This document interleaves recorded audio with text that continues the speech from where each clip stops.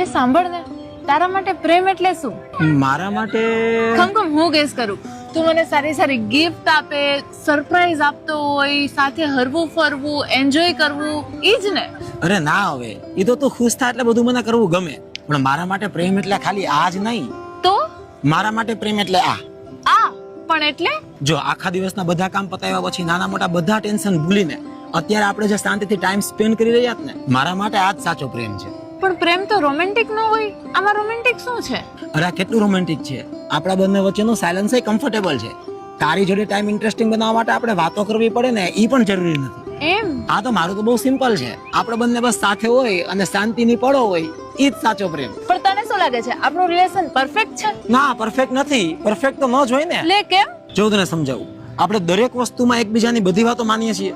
ના, એવું તો શક્ય ન જ બને ને. હા, પણ દરેક વખતે આપણે એકબીજાની વાત સમજવાની